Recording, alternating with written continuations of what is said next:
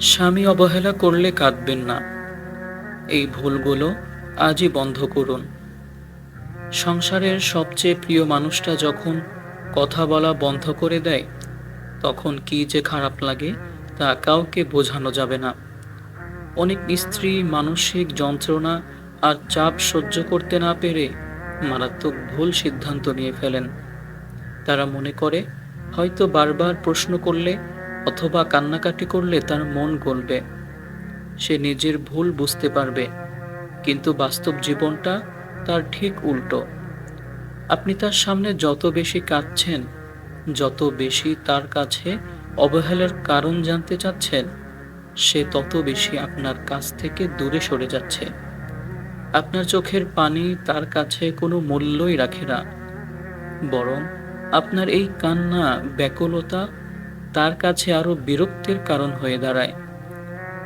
সে ভাবতে থাকে আপনি হয়তো তাকে ছাড়া চলতেই পারবেন না। তার এই ধারণায় অবহেলা আরো কয়েক গুণ বাড়িয়ে দেয়। পৃথিবীতে কোনো নারী কষ্ট পেত না।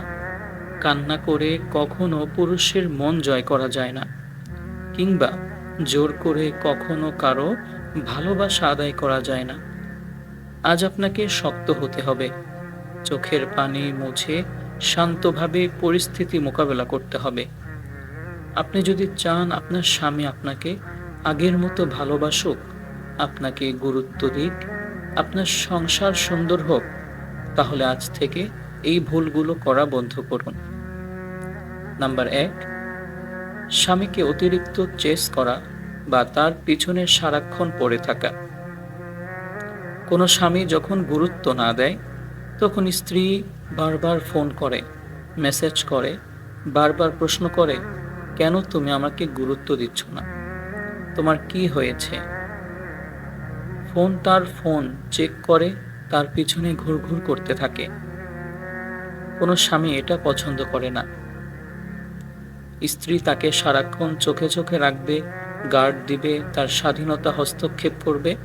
কোনো স্বামী যখন বুঝতে পারে তার স্ত্রী যাওয়ার কোনো জায়গা নাই, সে যতই কষ্টদায়ক তবুও তার পিছে ঘুরঘুর করবে। স্বামীকে ছাড়া সে কিছুই বোঝে না।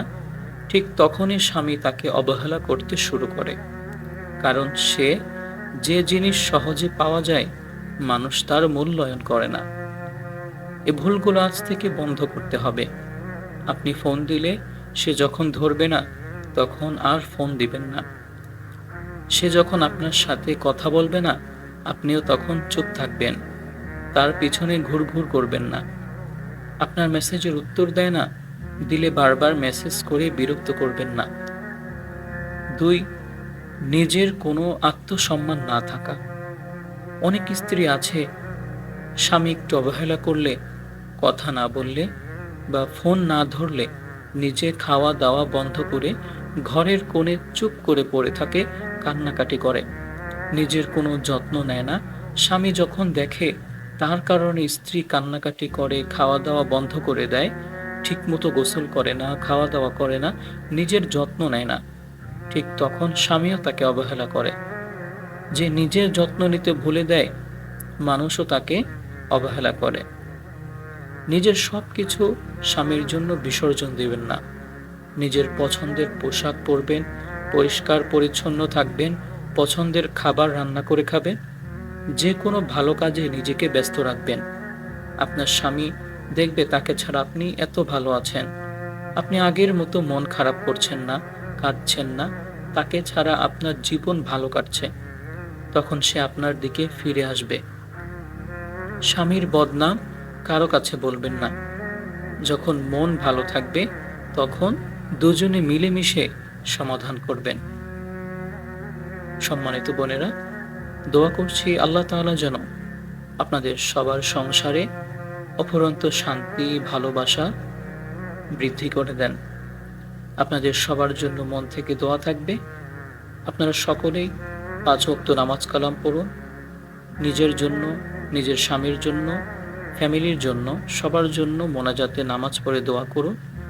আল্লাহ তাআলা যেন প্রতিটি সংসারে অফুরন্ত শান্তি, বরকত, রহমত দিয়ে ভরপুর করে দেন।